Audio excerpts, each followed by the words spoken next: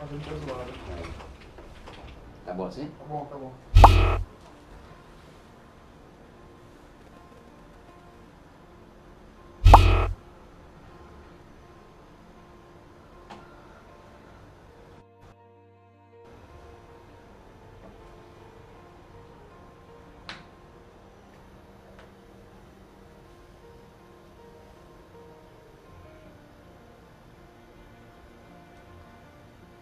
Boa noite a todos os amigos e amigas que vão dividir conosco a alegria deste momento. Inicialmente eu quero lhes apresentar um grande homem, servo de Deus, o Bispo Robério, que me concede a honra de vir aqui para a nossa pequenina casa para estabelecermos um diálogo entre amigos.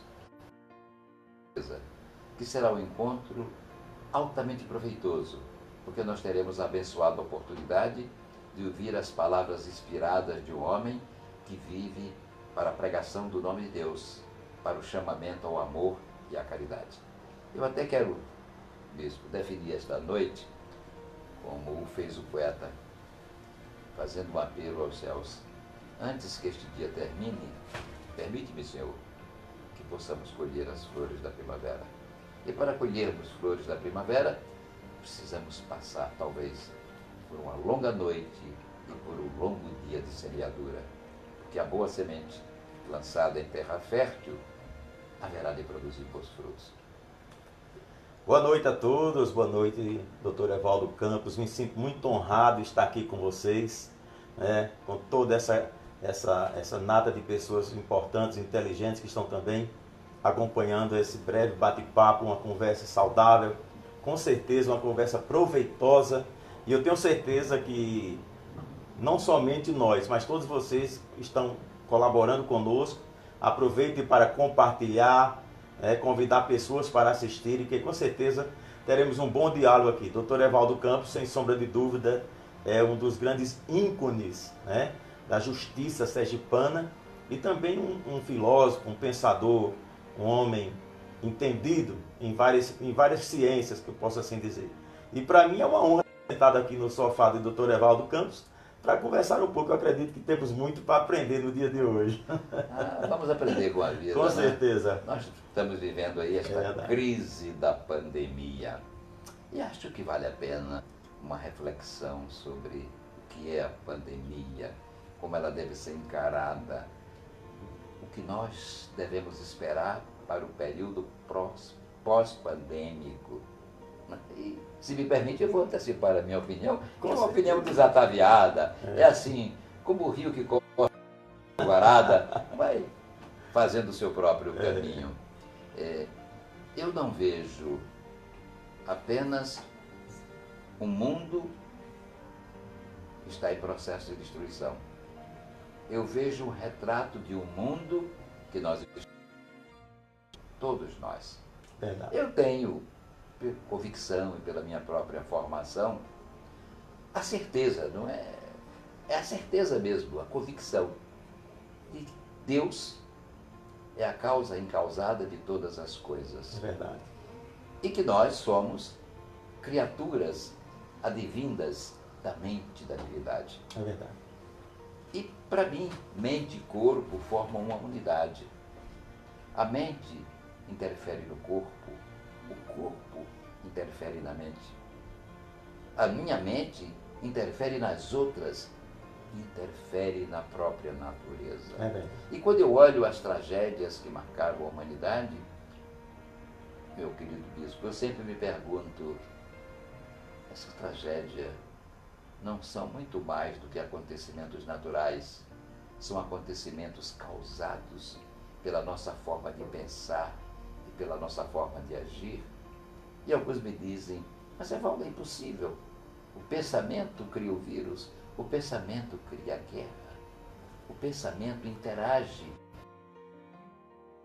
Vejamos uma micropartícula chamada neutrino, que a física quântica nos revelou a sua presença.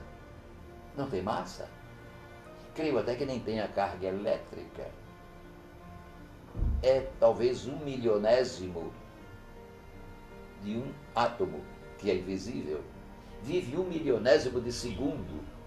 E nesse milionésimo de segundo ela é capaz de modificar completamente as condições do planeta e do universo. Um neutrino é capaz de atravessar este prédio sem deixar um orifício e causar a morte de todos que estão aqui dentro. Incrível. O que é o vírus?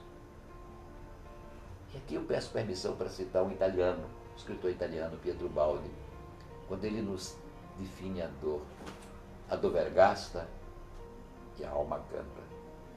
Um canto de extrema magia, que amansa a fera humana, faz nascer as rosas entre os espinhos e os lírios da lama. Esta dor, eu não a vejo como castigo. Eu vejo como um grito, acorde. Veja que você está destruindo a natureza. Veja que você está fazendo mal a seus semelhantes. Desperte em você o sentimento do amor. Por que o Ebola fez aquele estrago?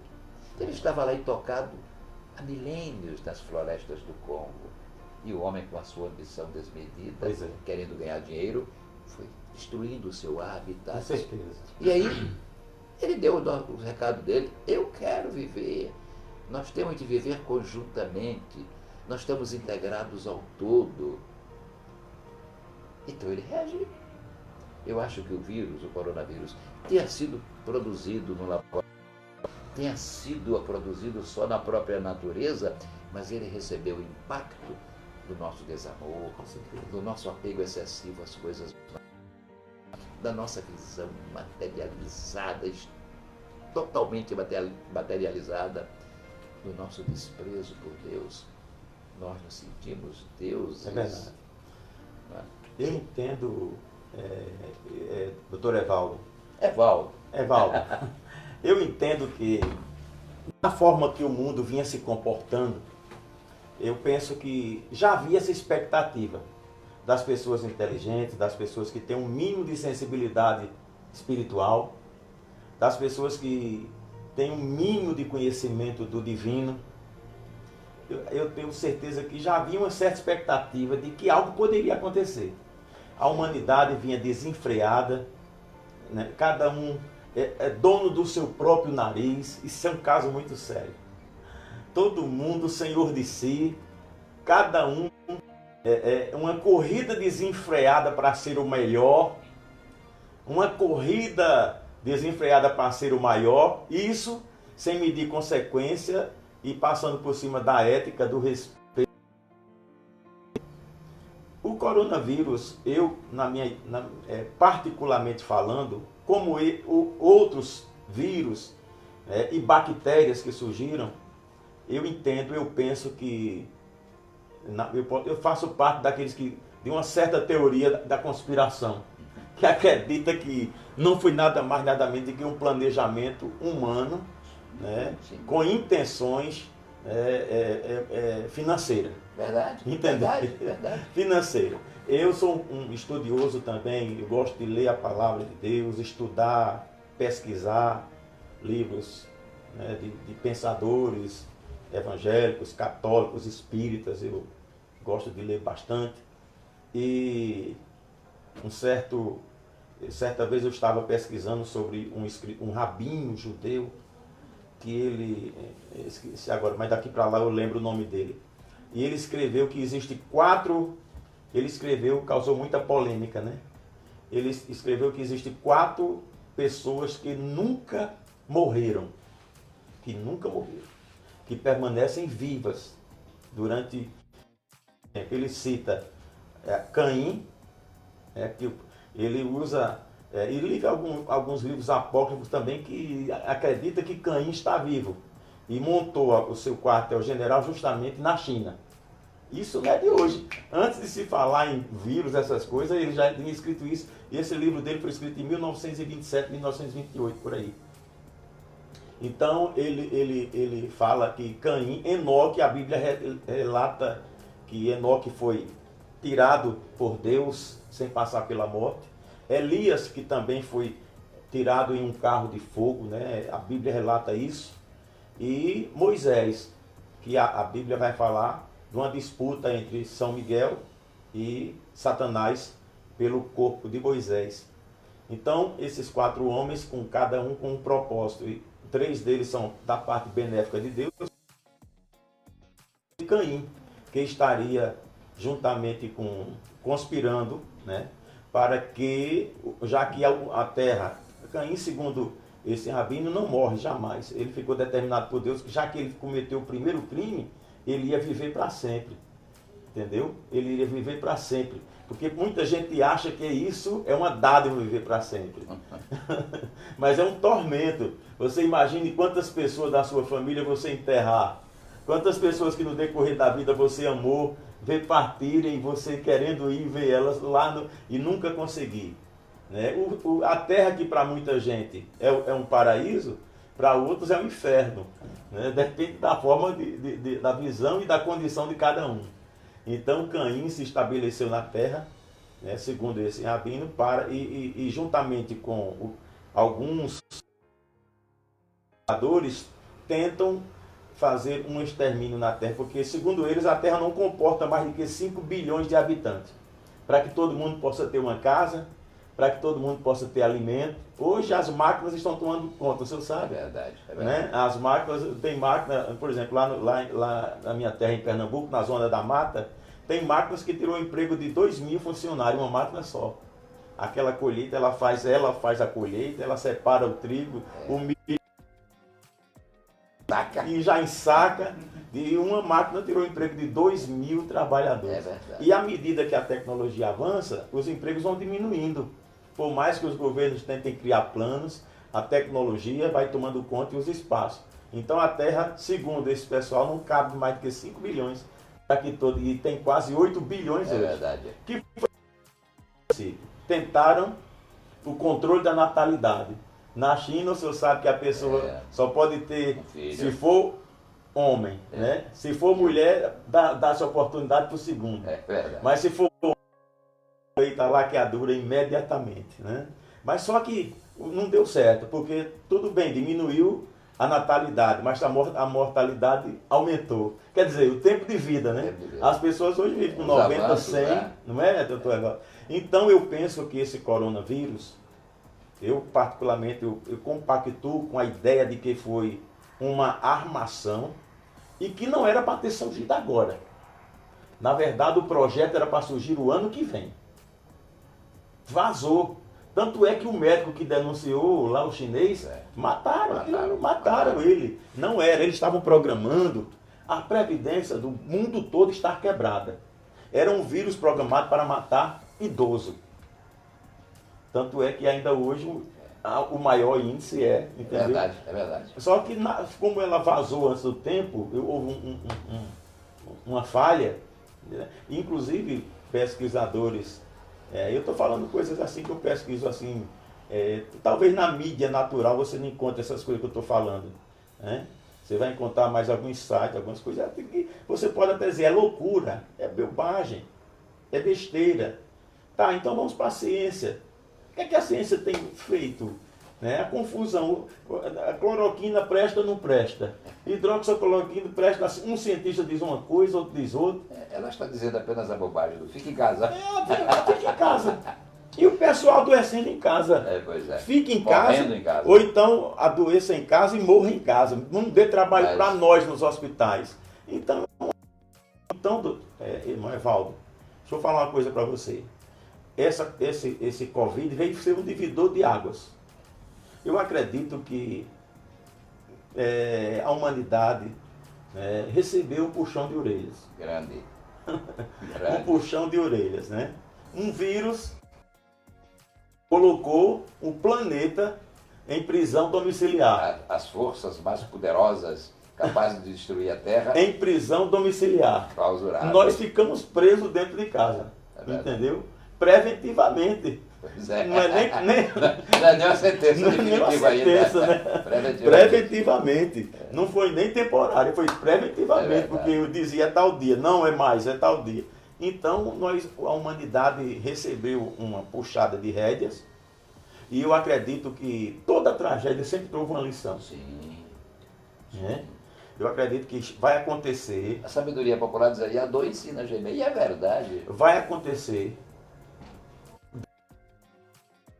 O mundo não vai ficar livre de outros vírus. Não. É uma forma apenas de despertar. Desperte, né? E se previna, porque outras coisas virão.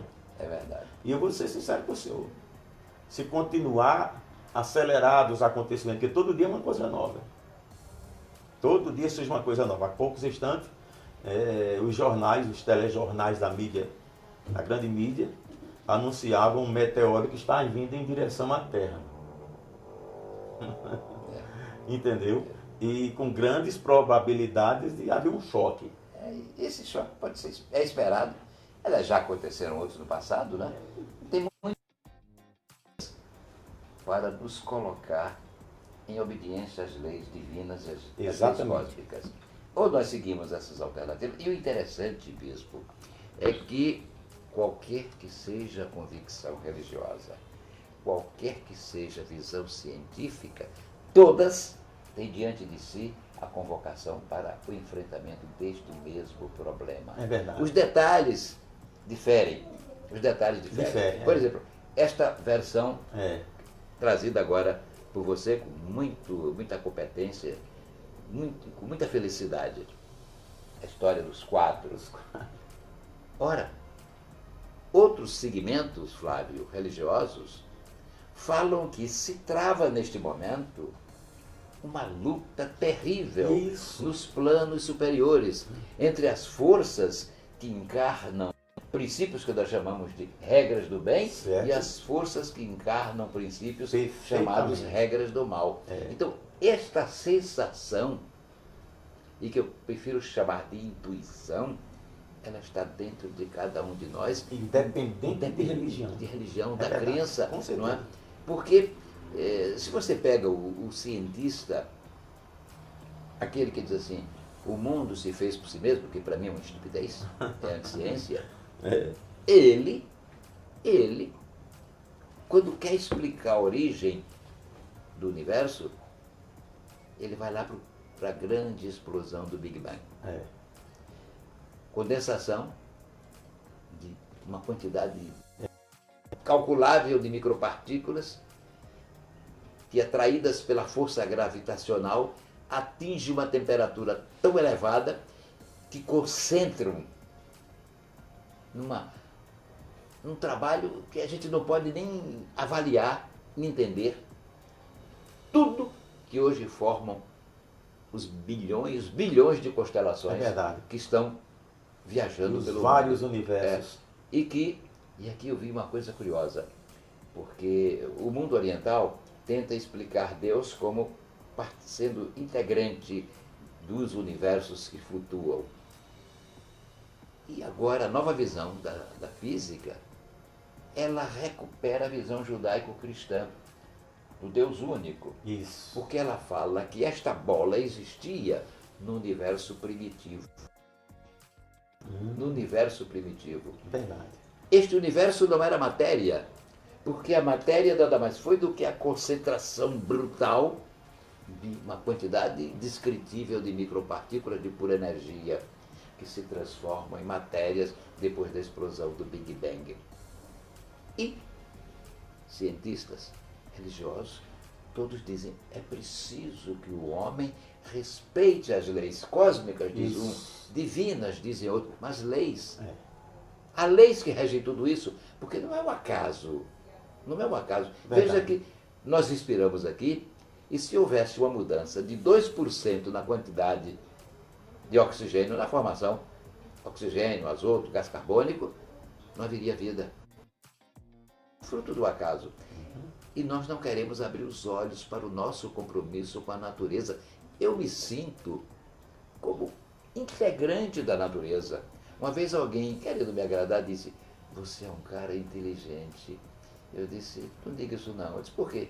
Porque quanto mais me chamam de inteligente, eu me sinto mais próximo do verme e talvez mais despreparado do que ele, porque ele obedece a leis, o seu ciclo de vida é todo obedecido e eu imponho as regras, altero o meu meio ambiente, faço mal a mim e faço mal a tudo que me cerca.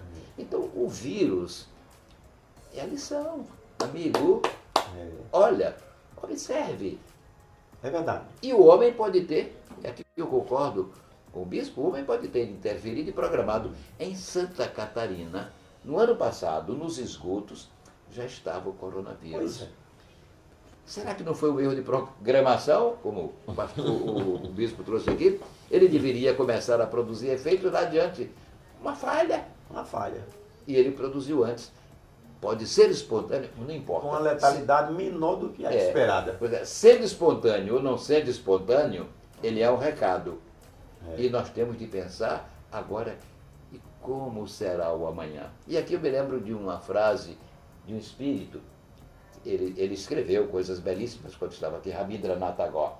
Mas ele ditou uma mensagem, um verso onde ele dizia: há tanta treva no lar, tanta dor no coração humano, que acendo-me a lanterna para deitar luzes para os caminheiros do remorso. Nós temos o remorso da nossa desobediência, da nossa desatenção, do nosso cumprimento com as leis, aqui para falar para todos, naturais, as leis da natureza. Que eu prefiro, na minha concepção, lei divina, mas leis da natureza, para falar a todos, independentemente de qualquer convicção religiosa ou ideológica. Treva no lar. Olha aquele depoimento que me despertou a sensibilidade e a revolta, que me levou a gravar um vídeo para a ministra Damares, e hoje eu tive a alegria de saber que ela foi minha aluna, eu não sabia. Médico preso no motel com a criança de 7 meses. Ele estuprava. Outros estuprando meninos e meninas de 22 dias, de 29 dias. Essa educação. O Brasil, por exemplo, desses 20 anos, ele educou não para a vida, mas para causar esses abalos que a vida está recebendo. Nós mudamos tudo de acordo com os nossos interesses egoísticos, de acordo com a nossa miopia intelectual, com o nosso orgulho tão desmedido, que nós não admitimos que possa haver alguma coisa acima de nós. É verdade. Nós não queremos ser regidos por ninguém. Então, a natureza que é viva. E olha, na Grécia, ela era chamada de Gaia.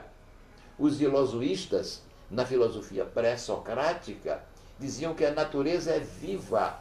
Ela sente, ela age, ela sentiu, ela agiu. Não foi o suficiente, ela está reagindo. E se nós não pusermos cobro à nossa insensatez, essa reação poderá significar nossa remessa definitiva para outros planos. Então, que a humanidade pós-pandemia tenha sensibilidade para perceber que nós precisamos de um novo mundo. Talvez, quem sabe, modelado nas palavras de Tagore. Ele tem uma prece tão linda que ele diz assim: eu quero viver, Senhor, num mundo que não seja dividido em pedacinhos por paredes domésticas, onde as palavras do abismo da verdade, onde o esforço de todos tem um objetivo: realizar a perfeição. E aí conclui: dentro desse céu de liberdade, meu Pai, faze com que desperte uma pátria para mim. Então, é um apelo que está aí. De século em século, nós recebemos luminares, que são faróis que vêm clarear o nosso caminho. Mas parece que a nossa sensibilidade é tamanha que não os enxergamos. Pelo contrário, se você olhar a história da humanidade, é a história do assassinato dos espíritos evoluídos, cheios de amor que aqui vieram. Só os cultuamos depois de sua morte. Nós valorizamos aqueles que muito mataram. É verdade. A nossa história, nossos meninos vão aprender na escola: César, Bonaparte, Hitler, Alexandre Magno, Hitler, Mao Tse Tung, que matou 60 milhões, que matou 10 milhões de russos, e por aí lá vai. Mas os outros homens, só depois de mortos é que nós compreendemos o seu valor. Quem valorizou Gandhi, se não depois da sua morte, o Mahatma Gandhi, que numa frase simples, bonita, ele nos dava uma lição: basta que um homem adquira a plenitude do amor para que ele possa extinguir o ódio de milhões. E Gandhi disse uma coisa fantástica para pessoas como eu, que são religiosos sem estarem filiados a uma religião. Ele dizia, assim com uma singeleza, se queimassem todos os livros religiosos, de todas as convicções religiosas, e restasse apenas o Sermão da Montanha, a humanidade não precisaria de mais nada. Gandhi, que não era cristão, disse isso. E quando a gente pega... Quando Gandhi foi questionado se ele acreditava nos ensinos de Jesus, ele disse, eu acredito em Jesus e nos ensinos dele, mas não do que os discípulos vivem. Pois é. Pois é. Se você pegar o Sermão da Montanha, Flávio, você fica impressionado. Eu não conheço o código ético de melhor proficiência. E com o outro lado, sim, mas esse código é inexequível. Tudo aquilo. Ele provou tudo que ele disse, que é possível perdoar, que é possível e é preciso amar. Não é? Mas nós parece que muito distanciados da realidade. E nem precisa ser religioso. De vez em quando eu vejo frases nas canções populares que nos ensinam tanto. Tem um verso de uma música, eu não sei de quem é o autor. A vida só se dá para quem se deu, para quem amou, para quem chorou, para quem sofreu. Mas não diz para quem se revoltou com o sofrimento. Sofreu, recebeu o sofrimento como uma oportunidade abençoada para sua ressurreição, sua restauração, para seu crescimento interior. Então eu torço muito para que o Brasil, e talvez aqui nós até possamos já saltar para discutir outros temas, no pós-pandemia, nós possamos construir um novo Brasil. Diferente daquele que herdamos, aquele que chegou às nossas mãos, envolvido na lama da mais tenebrosa corrupção. Na libertinagem, na falta, na confusão, porque o Brasil que a gente recebeu por esses novos tempos agora, foi o Brasil que se pregava liberdade, mas vivia a libertinagem. Libertinagem completa. Porque toda liberdade ela tem que ter limite. É verdade. Deixa de ser liberdade. Nenhuma liberdade ela pode ser... Você pega uma criança e deixa ela fazer o que ela quer. Né? Ninguém é livre. Todos nós temos os nossos limites. Então o Brasil vinha de uma forma sem limites, né? Principalmente, e pelo contrário, a rebeldia estava sendo valorizada, a falta de respeito à família, a família estava se acabando. Aquela cena eu vi, fiquei escandalizado, vi nas revistas, um homem despido, a senhora levando as criancinhas para alisar o homem despido para saber o que é o sexo masculino. Isso aí. Isso é uma brutalidade. Aí quando chega uma situação dessa como Covid, ficam perguntando por que é que estamos passando por isso. Lá no Carnaval do Rio de Janeiro, fizeram uma analogia como se Satanás estivesse arrastando Jesus pela passarela. Pois é. Entendeu? Em alguns eventos de paradas, não vou falar. Nós nos respeitamos a convicção alheia. Nós não respeitamos. Pegaram o crucifixo de Jesus introduzindo no ânus. Eu pergunto se eu fizesse isso com o pai daqueles caras que organizaram o evento, o que eles me diriam? Iam me matar? Agora você veja, lá no meu sertão pernambucano, os idosos sempre dizem que formiga sabe o pau. Por que eles não pegam de Maomé? Sim. Não! Produzam as coisas lá, fazem. Porque eles mandam matar lá dentro, entendeu? Formiga sabe o pau. Sabe que o cristão, o ensinamento de Jesus, dê a outra face. Vai! Só que eles deviam entender né, que aquilo que nós não fazemos, como disse o senhor, as leis da natureza. Existe uma lei que não foi criada pelo Supremo Federal, aliás, no Congresso Nacional. Não foi gerada numa jurisdição do STF. É a lei da natureza. É uma tragédia nacional. É uma tragédia. É a lei da natureza. Jesus Cristo certa vez disse, não se enganem. Tudo que o homem plantar, verdadeiramente ceifará. É verdade. Não tem a menor dúvida. É uma verdade. Né? Ele é livre de plantar, mas é obrigado a colher. Então, essa lei infalível que é da semeadura, ela tem foi dito aqui, vocês estão destruindo o universo, então agora o universo vai responder. Eu nunca vi a praia tão limpa como nessa quarentena. Pois é. Poluam a praia. E esses cantores que estavam nos palanques gritando para 50 mil, como uma cantora baiana por nome de Daniela Mercury, isso aí é notório, está na internet. É uma louca. Foi para Garanhuns com dinheiro público, de impostos pagos por cristãos, por não cristãos. Lei Rouanet, né? que serviu essa gente. Recebeu 850 mil reais para fazer um show, para nesse show colocar todo mundo para chamar Jesus de bicha, de travesti, de viado, né? Isso é uma profunda falta sem de nenhuma respeito. base, entendeu? Porque ela não encontra em nenhum momento esse relato. Falta de respeito. Falta de respeito. A convicção, a crença dos outros. Uma coisa que eu não sou porque hoje em dia qualquer ideia que não seja igual é homofobia. homofobia. Ou seja, vive uma ditadura, sabe? Eu sou do tempo que, o senhor, inclusive um pouco mais do que eu, sabe que houve um tempo que era proibido. É verdade. Era proibido. Depois passou... Vou lhe dizer uma coisa. Eu, com 16 anos, assisti Calbi Peixoto ser apedrejado em Salvador, em frente ao auditório do Instituto Normal da Bahia. Precisou interferência do povo para evitar. Era outro tempo. Era proibido. Depois passou a ser liberado. Recentemente estava sendo promovido. E se continuasse no rojão que ia acabar virando obrigatório. Eu vi agora um projeto de lei do Freixo determinando que se libere a venda de cocaína, morfina, maconha, maconha, crack, tudo. Meu Deus do céu, se fosse assim, vamos criar uma comissão de estudos por cientistas para ver a maconha. O que é que pode se extrair dela? Não sei se ele já teve algum drogado dentro de casa para ele falar uma situação dessa. Mas é um negócio pavoroso. Ainda diz assim, esses caras são os caretas, superados. Né? É incrível.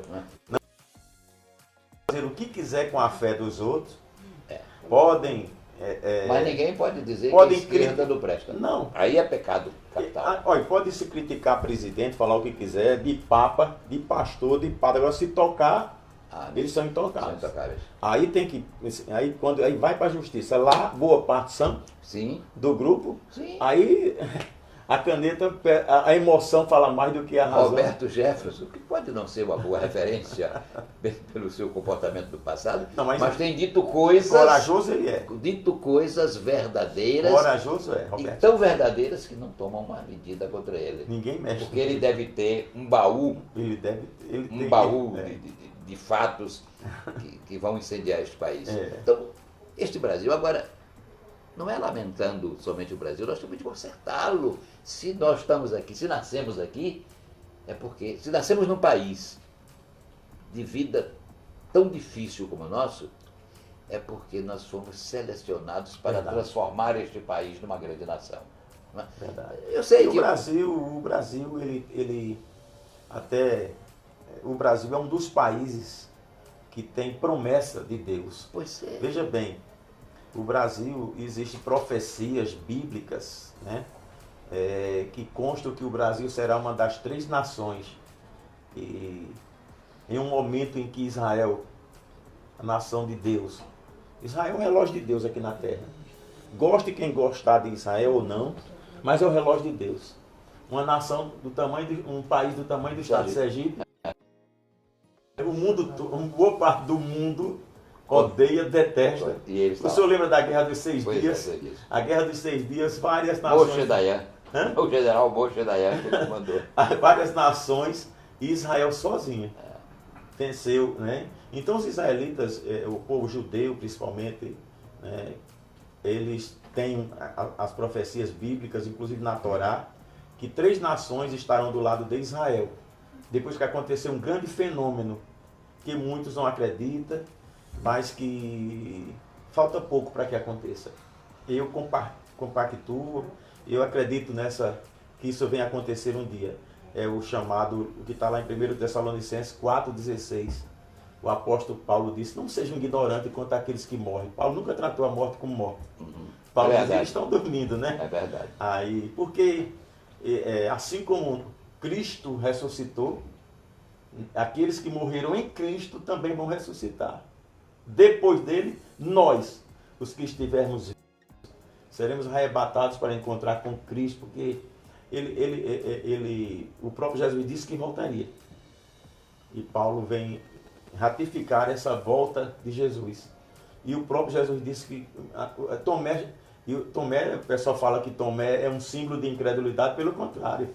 As perguntas de Tomé nos trouxeram resposta que, se não fosse a incredulidade dele, nós não teríamos, né? Então, ele disse, quando vê pai contra filho, filho contra pai, aí ele começa a citar as pragas, pestes, pestilência, né? Ele diz, fiquem atentos. Estes são os sinais, né? Então Jesus está se preparando para voltar na Terra. Alguns dizem que é um avatar, alguém que vai trazer uma transformação. Eu só sei que não apenas essas coisas tipo vírus assim que impactou o mundo, mas o mundo também está numa expectativa de que tem algo para acontecer. Cada um, como disse o senhor aqui, na sua religião, né, acredita que tem uma nova era chegando aí. O Espiritismo fala, o Brasil será a pátria do Evangelho. São outras formas de dizer, mas todas essas formas indicando um processo de mudança, de transformação, e eu acrescento bem-aventurança, porque acho que nós vamos construir uma sociedade bem melhor. O Brasil passou a ter essa consciência de que era uma nação que tinha promessa de Deus, quando naquela sessão da ONU, que estava ali para se decidir, de um lado o Oriente, com a União das Repúblicas Socialistas Soviéticas, dizendo não, Israel não pode voltar a ser nação. Do outro, o Ocidente, comandado já pelos Estados Unidos da América. Naquele momento houve empate.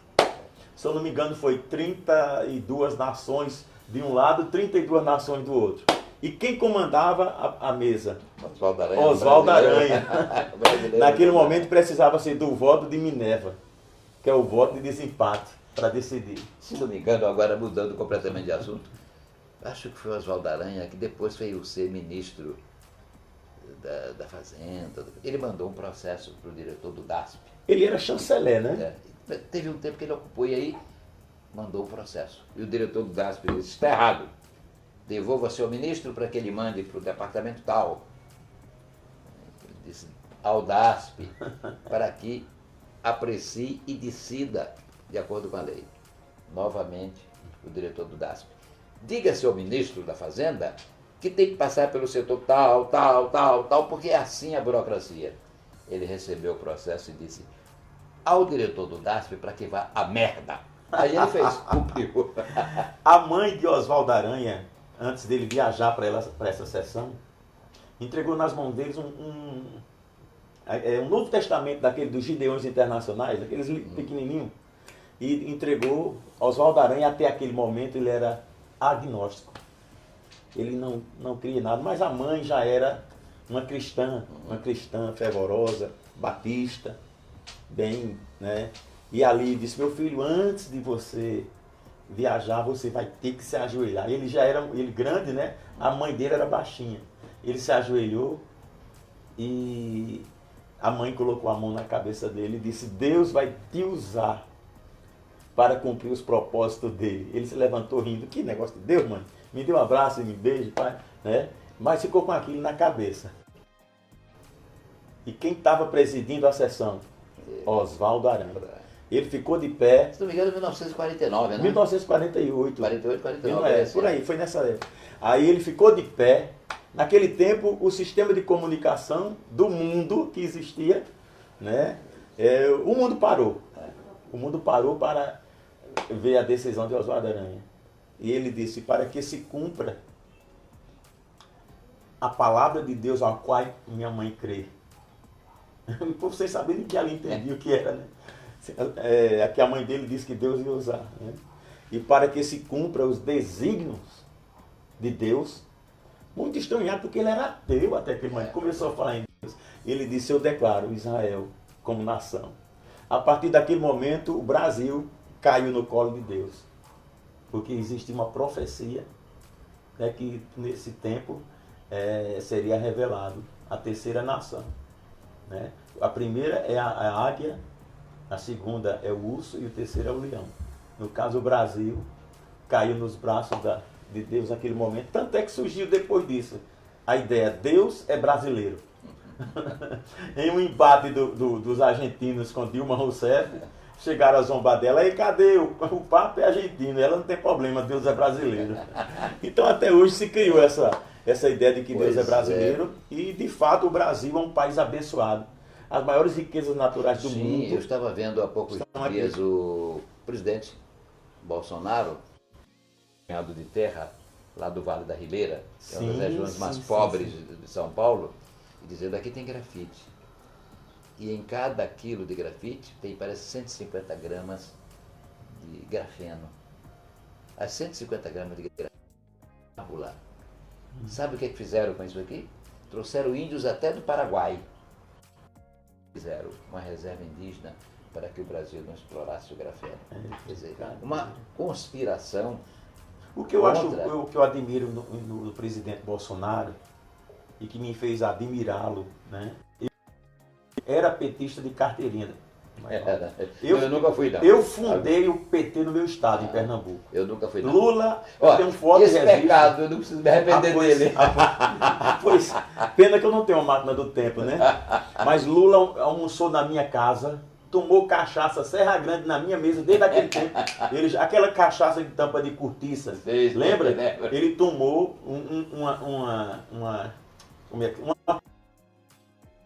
ele tomou toda. Comeu rubacão. Sabe o que é rubacão? Não. É o baião de dois. É o baião de dois. Na minha mesa, na cidade de Petrolândia, no estado do Sertão do Pernambuco. Fiz um júri lá. Onde eu fui fundador, participei do Polo Sindical do Submédio, fui fundador do Partido dos Trabalhadores, secretário de organização, fiz parte da FETAP, da Federação dos Trabalhadores da Agricultura no estado de Pernambuco, e fui um dos fundadores do partido, Humberto Costa, Fernando Ferro, João Paulo, Lula quando teve lá, eu tenho fotos com Lula, eu mostrei para você, Flávio. Já mostrou. Lula, Deda acompanhava, nas viagens do Nordeste acompanhava. Então, eu fui fundador do PT.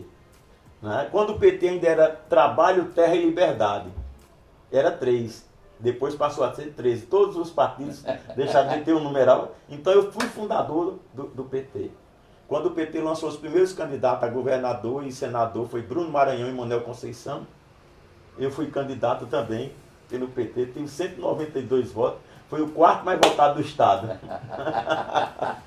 Entendeu? Então, eu conheço a história. Não sabia dessa parte. Eu conheço a história do PT. A bandeira, eu não votei no PT.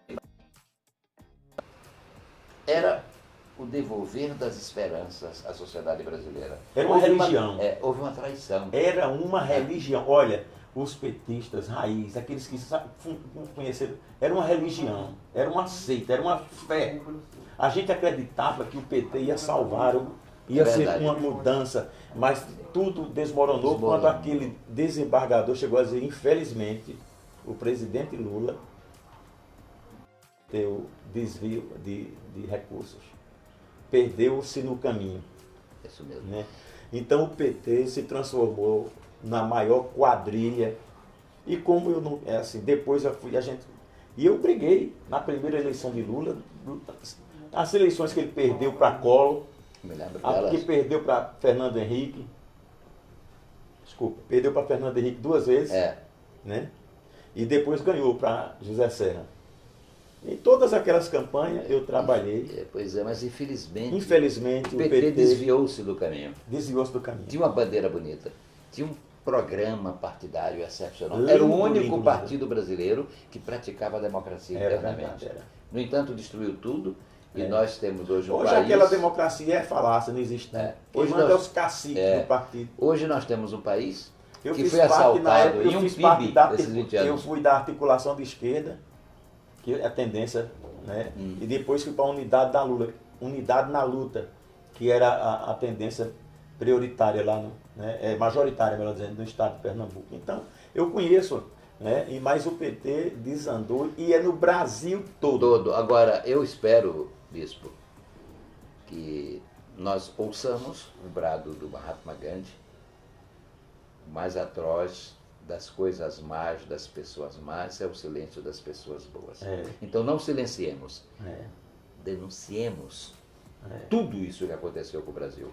Agora, sem o ódio, sem o rancor do coração. Tá um caso, hoje a gente não pode explanar nossa opinião. É verdade. Então, você vê, a gente faz uma postagem, com licença interromper, a gente faz uma postagem de algum tema, algumas pessoas não têm o que debater e vêm com acusações pessoais. pessoais, isso parte mesmo. por confronto. Isso mesmo. Então, eu acho que Né? é obrigação de todo cidadão apontar.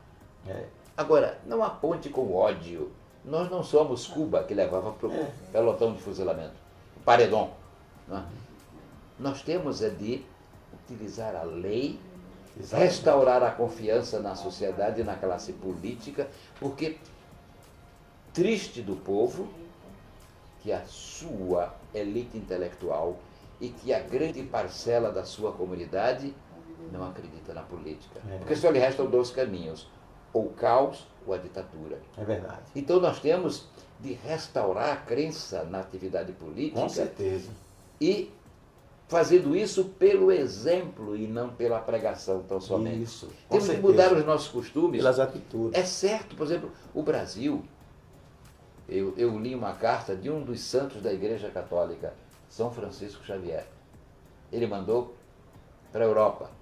Não mandem, não deixem que seus amigos sejam enviados pelo rei para estas terras, que quando aqui chegarem, eles aprenderão a conjugar em todos os tempos e modos o verbo roubar. E aí foi o desfile. Vem Mendes Sá, praticou assaltos atrozes contra o Dom João foge do general Janot, das tropas francesas, chega ao Rio. Acordou, na porta estava a PR, Príncipe Regente, para hospedar toda a turma que ele trouxe. E o carioca, o gozador, dizia, põe-se na rua. E naquele mesmo instante, deram um mimo ao príncipe. A quinta da Boa Vista, que valia e vale ainda hoje uma fortuna. E foi dada pelo maior traficante do Brasil. Puxa vida. Pedro I, quando Dom João voltou, mandou a conta do Paço Imperial para o Banco do Brasil. A resposta do banco: está quebrado, não tem um tostão para pagar a folha. Ele fez uma carta para o pai dizendo: meu pai, aqueles que o senhor nomeou para administrar o banco são os causadores da sua dilapidação. Aí pegou os brasileiros, Barbacena e o outro, acho que era Gamorra, o nome é assim, e mandou para Londres contratar o empréstimo, e contrataram 3.865 bilhões de libras esterlinas. Cada um deles recebeu 1,5% de comissão, corrupção. Por incrível que pareça, o mesmo percentual que o Aécio Odebrecht cobrava. Aí o Brasil... A corrupção ela está impregnada. Desde o descobrimento, né, quando levaram do Brasil o nosso ouro. A de Assad deixou de ser engenheiro porque era mais fácil ganhá-lo na corrupção. Ele conseguiu viabilizar 1,250 bilhões. Veja só, o nosso confidente de Minas Gerais se levantaram contra o abuso, a extorsão do povo. Nos roubavam o quinto. Hoje nos roubaram, em 8 anos, 1 trilhão e mais ou menos 300 bilhões. Absurdo. Por muito menos, Tiradentes perdeu a vida. Eu sei que houve aí um pânico no mundo aí, aqui no Brasil, melhor dizendo, porque surgiu os burburinhos que o presidente Bolsonaro tinha a ideia, juntamente com Paulo Guedes, de mudar a moeda brasileira. Ficou aquele pânico, porque o que tem de dinheiro escondido por aí. Tem. Lembra aquele apartamento que Jacques, como é o nome daquele baiano? Gedel. Gedel Vieira Lima. Gedel Vieira Lima. Conheci 51 milhões e meio no apartamento. Alugou um apartamento só para guardar o dinheiro. Eu conheci Gedel, criança. Eu fui colega de escola dos tios de Gedel. E amigo do pai de Gedel. Conheci e admirava o avô de Gedel. Eu fico pensando, era um pagador honesto. E eu vou lhe contar um episódio da minha juventude com ele, Eu acho que lá quando ele diz Gedel, meu neto, ele entra em desespero. Ele estava em casa, véspera de Natal. Eu, rapazinho de 16 anos, e os filhos dele, de minha idade, 16, 18, 15, e eu fui para lá, para a gente ver qual era o programa do Natal. Estávamos eu, Jaime Vieira Lima e Fernando Vieira Lima, ambos tios de Gedel. Quando pararam duas Kombis, que vinha de uma sorveteria, lanchonete famosa, a Cubana, era ali ao lado do elevador Lacerda. Sim. E aí começa a descer vinhos, queijos, perus. Jaime, que é isso? Nossa, festa! Vou pegar o telefone para ligar para as meninas. E aí estava naquela alegria, ajudando os carregadores, quando o velho Vieira Lima olhou e disse, o que é isso? Se aqui não é a casa do desembargador Vieira Lima, é.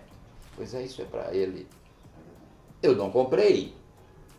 Quem mandou entregar? O dono da Cubana. Aquele canalha que foi condenado e tem apelação na minha mão para me comprar, leve tudo e eu vou chamar a polícia para prender vocês. Aí Jaime fazia, meu pai, nossa festa, meu pai, deixa isso para depois. Vão, senão eu chamo a polícia. Agora, aí eu olho, décadas em pós, já lá na terceira geração, tudo que aquele senhor ensinou de decência, de moralidade, de equilíbrio, de sensatez, de respeito ao dinheiro público, a moralidade, foi destruído. Eu acho, bispo, que esses 20 anos de educação foram perdidos. Verdade. Formaram hoje o Brasil se encontra nos piores índices do mundo. Uma elite que não desempenha. Ele não quer largar a gordura, não. Continuam lutando para serem os eleitores escolhidos por eles. Né? Num processo espúrio. Continuam querendo desse sistema que eles chamam de democrático. O Brasil é o país da UTI. Eu sou do Podemos. E agora, doutor Evaldo, essa vergonha chamada consórcio Nordeste. Olha, eu perguntei a um amigo meu que fizeram uma afronta, querendo afrontar o presidente. Mas não foi nada mais do que montar uma quadrilha. Eu disse, olha, eu tenho 2.000 bois para vender e lhe ofereço. E lhe vendo por 50 milhões.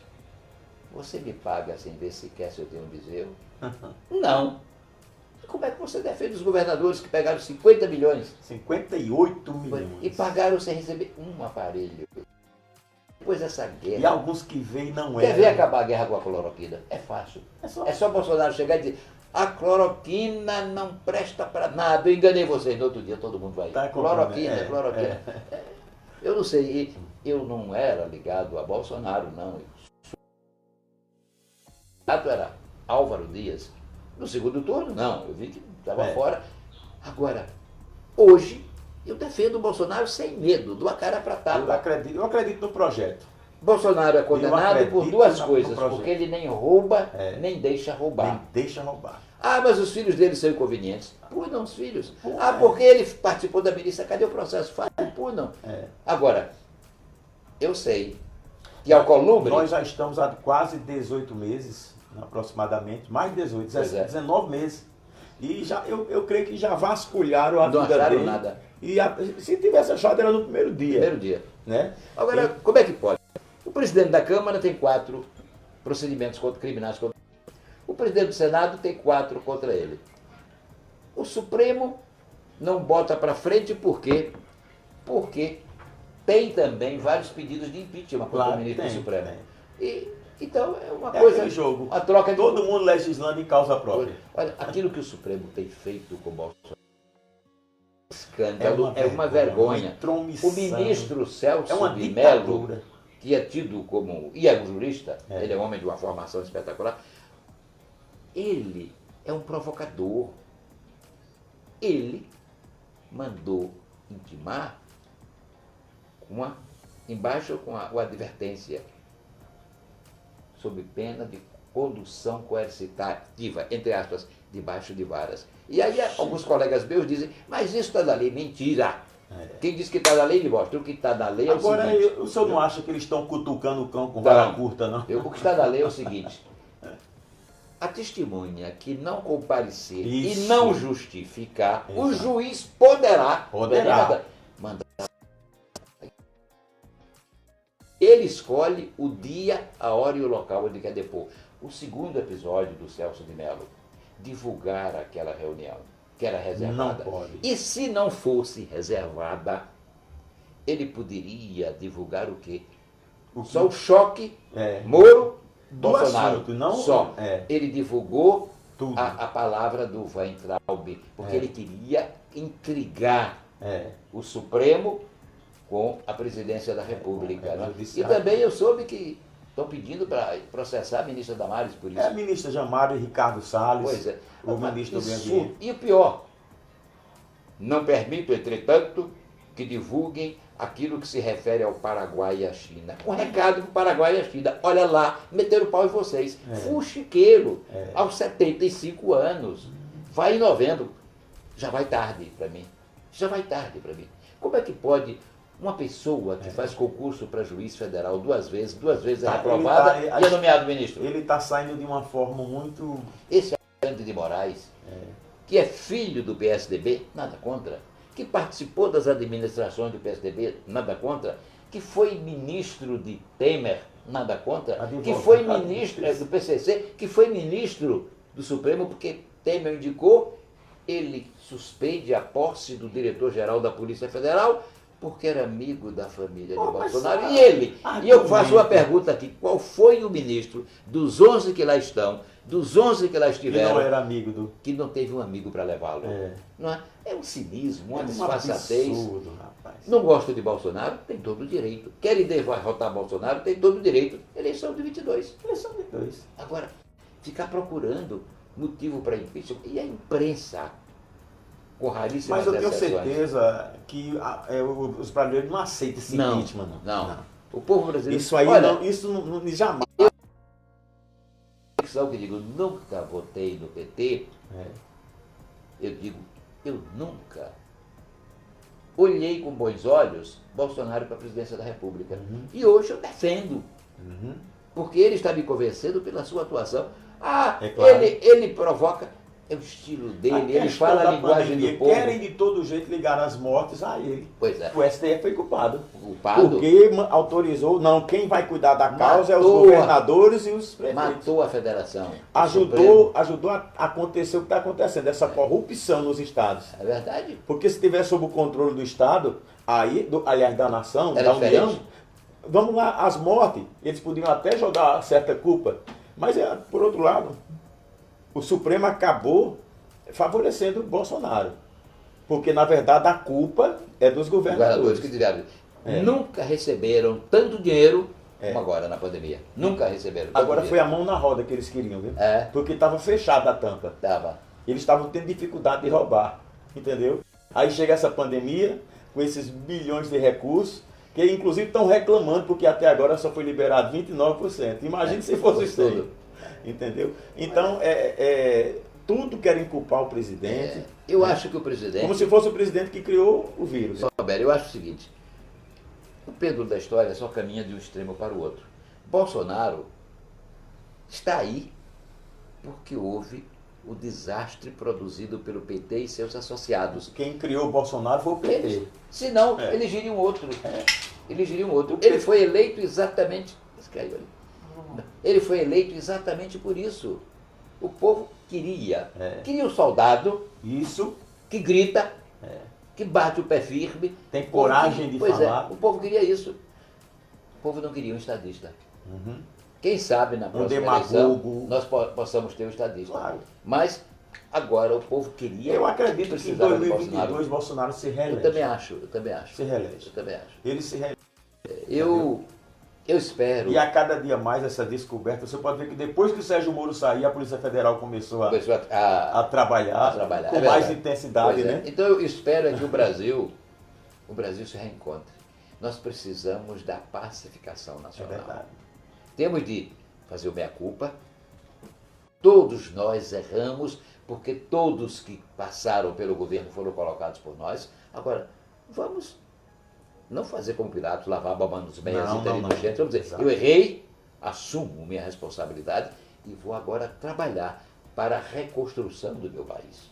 Isso é que eu espero de todos. O patriotismo. Sem paixão política partidária. Eu fui aluno, na minha época de estudante da escola normal, municipal de Petrolândia, né? Eu cantava, eu cheguei a estudar o SPB, que matéria maravilhosa. Educação Moral e Cívica. Eu ensinei o SPB. O hino nacional, o que eu tenho do hino nacional foi na minha infância. Depois eu fiz várias, mais se falou, o Brasil deixou, perdeu. Né? O Brasil não cultua. Não cultua mais o brasileiro. Não cultua os nomes que fizeram a sua história, não. A bandeira, eles não querem nem que use a bandeira do Brasil. Olha, eu uma vez, absurdo. Há muitos anos atrás, e ele tem valor, tinha muito valor, Cazuza, aquele cantor. Mas eu vi uma música dele, quando eu acabei de ouvir, disse, não. Mas morreram de overdose, não. Meus inimigos. Os meus foram outros. Meus heróis foram outros. Você é um reacionário.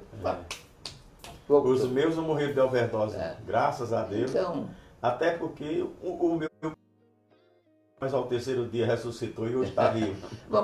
Vamos acreditar que o Brasil pode ser um país. O senhor está colocando seu nome para pré-candidato a vereador, né? Pelo Podemos. Não sei, sabe, como pré-candidato, primeiro... É um partido bom. Eu tenho que passar... É o número 11, né?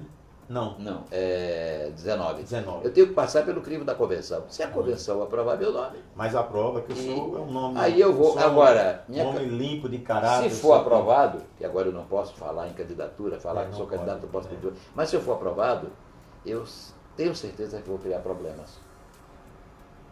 Primeiro, não vou aceitar financiamento público, nem privado. Certo. Não quero. Para as crianças que precisam de creche, para os doentes que precisam de hospitais, de médico, de remédio, enfim, para muitas outras coisas. Vou respeitar o que manda a Constituição, não só se for candidato, for eleitor, se me chamarem para o exercício de qualquer função pública. Acumular meus um cargo público. Já fui secretário de Estado algumas vezes, escrevi o São de Sergipe de 88, quem escreveu outro projeto fui eu, e levei ao governo do Estado. Estruturei a Procuradoria-Geral do município e que a esquerda conseguiu revogar a minha lei, a lei que eu fiz, que foi aprovada, dizendo que era a lei de burguês e elas não aceitavam nada da burguesia. Bom, o problema não é meu, é deles. Então eu tive uma atividade. Então eu não vou somar. Se eu aprendi como procurador da República que o teto constitucional está aí, é porque ele deve ser obedecido. Então eu não vou dar um mau exemplo. Mas Evaldo, você vai tomar prejuízo. Eu digo, vou. Se eu não quiser tomar o prejuízo, eu não aceite cargo público, eu não me candidate a cargo público. Se eu fizer um exemplo, tem esses penduricalhos, essas verbas que se recebem por fora, como verbas indenizatórias, se chegar em qualquer lugar onde elas existam, eu vou fazer um reexame delas. De acordo com a minha consciência, ouvir dos meus amigos, as pessoas. Porque eu quero ouvir os outros. Se por acaso eu chegar a qualquer cargo, o que eu mais desejo não é o cargo, é não me arrepender de ter chegado a ele. Então quero o conselho, quero o puxão de orelha de todos aqueles que digam assim, olha, nós temos de entender função pública como um apostolado. Aracaju agora está uma coisa incrível. Se eu não me engano, são 5 delegados candidatos a prefeito, né? 5 delegados candidatos a prefeito. Hoje até saiu uma gozação. Nós teremos agora a possibilidade de eleger um prefeito que vai olhar para você e esteja preso. Muitos nomes foram aí lançados.